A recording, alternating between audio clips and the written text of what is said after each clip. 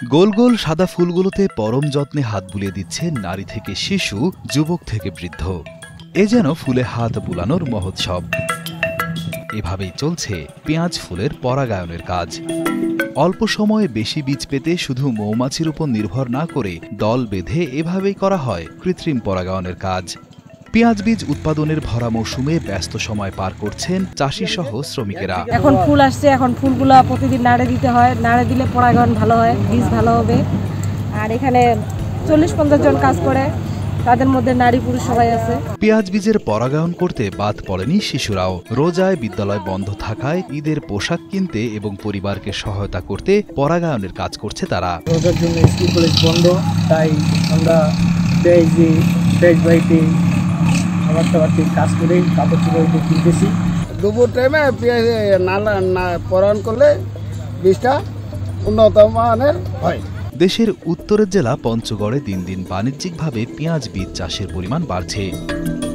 কালো সোনা খ্যাত এই ফসল কম খরচে বেশি লাভজনক হওয়ায় চাষিরা আগ্রহী হয়ে উঠছেন।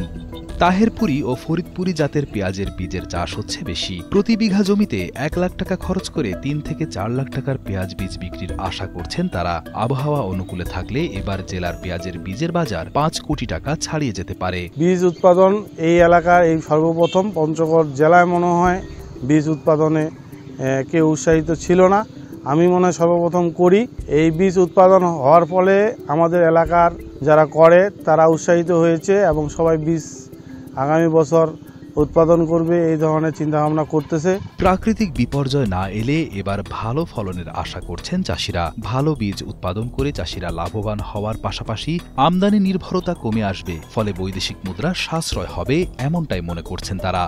তবে গত কয়েক বছরের তুলনায় সার, কীটনাশক ও শ্রমিকের মজুরি বাড়ায় উৎপাদন খরচ বেড়েছে।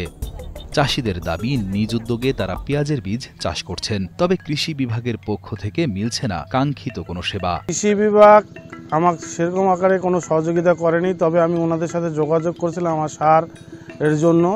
তারা স্বল্প পরিমাণ আমাকে এখানে 6 একরে প্রচুর সারের প্রয়োজন ছিল, কিন্তু ওনারা কোনো সহযোগিতা করেনি। আজ পর্যন্ত কোনো কৃষি অফিসার আমার পেঁয়াজের বীজ খেতে পরিদর্শনও করেনি। কয়েক বছর আগেও এই জেলায় পেঁয়াজ বীজ চাষ খুব একটা জনপ্রিয় ছিল না, কিন্তু ধীরে ধীরে চাষিরা লাভজনক এই চাষের দিকে ঝুঁকছেন এবং বাণিজ্যিকভাবে উৎপাদন শুরু করেছেন।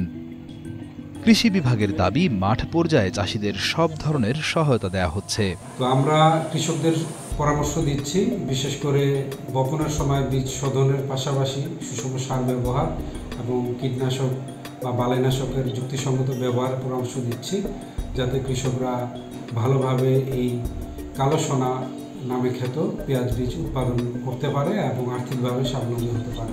উল্লেখ্য, চলতি মৌসুমে জেলার 5 উপজেলার মোট 21 হেক্টর জমিতে পেঁয়াজ বীজ চাষ হয়েছে। কৃষি বিভাগ ও বিশেষজ্ঞরা মনে করছেন, চাষিদের আরও উৎসাহিত করা গেলে দেশীয় উৎপাদন বাড়বে এবং আমদানি নির্ভরতা কমবে।